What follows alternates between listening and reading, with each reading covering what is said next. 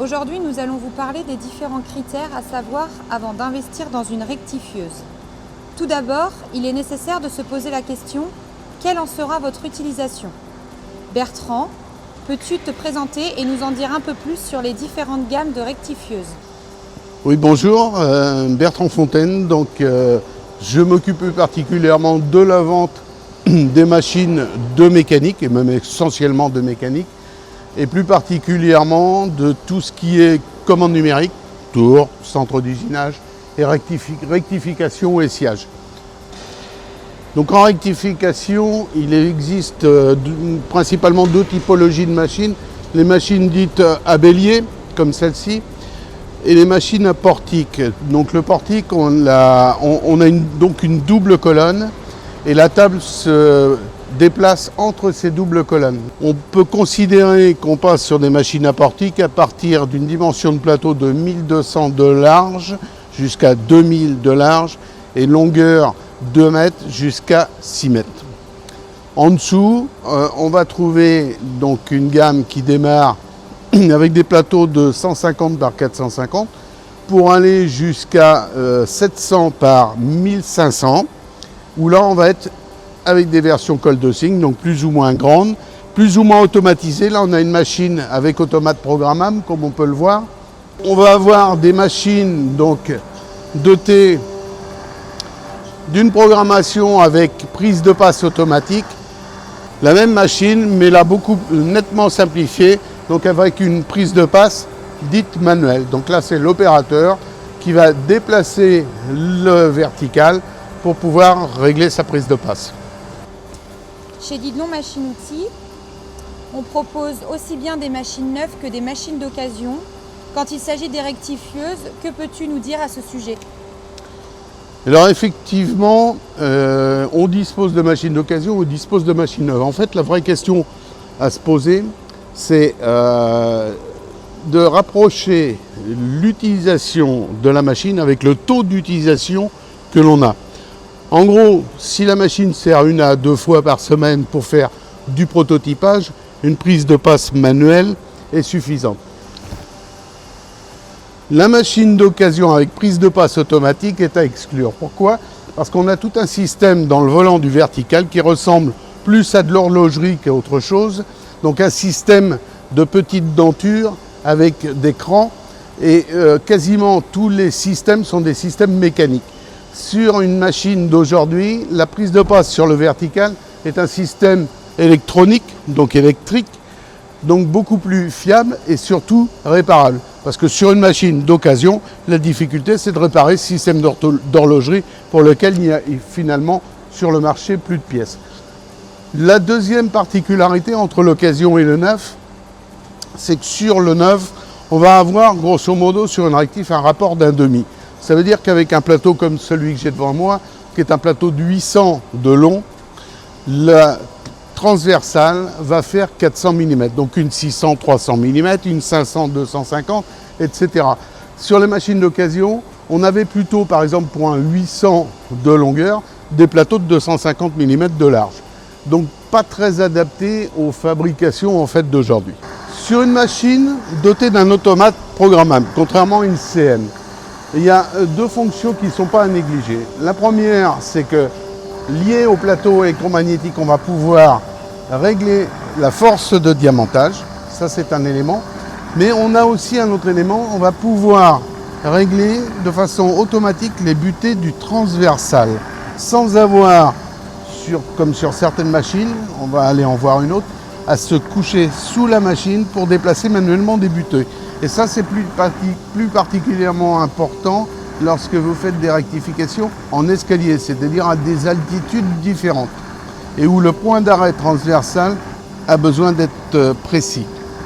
Quand je parle de butée transversale, je parle de ces deux butées. Donc c'est ce qui va limiter la course sur le transversal. Ces butées sont soit manuelles, donc là on le voit, on les dessert, on les déplace manuellement, soit on les programme, comme sur l'automate programmable sur lequel on était précédemment. On les programme et on met la valeur du balayage transversal. Il y a également des rectifieuses à plateau magnétique ou électromagnétique. Pourquoi, selon toi, vaut-il mieux choisir plutôt plateau magnétique ou plutôt électromagnétique? Alors les plateaux dits manuels, donc magnétiques à levier, donc à commande manuelle finalement, sont adaptés à la fabrication de prototypage. Ils ont des inconvénients. En rectification, on produit un micro-copeau. Sur un plateau magnétique permanent, ce micro-copeau va venir se déposer sur le plateau et finalement, quand on enlève la pièce, va être assez difficile à éliminer. L'avantage de l'électromagnétique, c'est que non seulement quand on va démagnétiser le plateau, on va décoller la pièce, mais aussi on va démagnétiser les copeaux. Et du coup, un simple petit coup de raclette à nettoyer les vitres va nettoyer totalement le plateau. Donc concernant le diamantage de meules, le système basique, c'est d'avoir un champignon, comme on a ici, surmonté d'une pointe de diamant, et on va venir tout simplement avec la meule balayer ce champignon pour pouvoir retailler la meule. Donc ça, c'est le système le plus élémentaire. Il est d'ailleurs monté ici sur une machine à prise de passe manuelle, plateau traditionnel manuel. La deuxième techno, c'est d'avoir le diamanteur au-dessus de la meule. Donc déjà, on va pouvoir régler, on a ici donc une prise de passe micrométrique, on va pouvoir régler l'épaisseur que l'on veut rediamanter et pouvoir donc agir avec un simple balayage, ici avant-arrière, qui va nous permettre de diamanter la meule. Alors l'avantage de pouvoir prendre la valeur du diamantage, c'est qu'on va pouvoir, si on enlève 1/10 avec le diamanteur, reculer ici la prise de passe automatique d'1/10, c'est-à-dire réétalonner la hauteur de la meule. Toujours pour le diamantage, là on voit qu'on a encore un autre système, mais ce système peut être déclenché de manière automatique. C'est-à-dire que là du coup, la machine étant une CN, on va pouvoir lui dire par exemple, toutes les 30 pièces, tu rediamantes la meule. Et la machine va le faire de façon totalement libre. Mais surtout, elle va pouvoir d'elle-même se repositionner au niveau du vertical, de l'épaisseur à compenser suite au diamantage. Maintenant, peux-tu nous parler des différents systèmes de filtration? Oui, alors en filtration, on peut avoir rien, quasiment. Ça veut dire une pompe qui pompe du lubrifiant et qui renvoie vers la meule. On peut avoir une filtration magnétique, un rouleau métallique avec une lame d'acier. On peut avoir un rouleau papier. Et on peut avoir l'ensemble, c'est-à-dire le rouleau papier plus le filtre magnétique.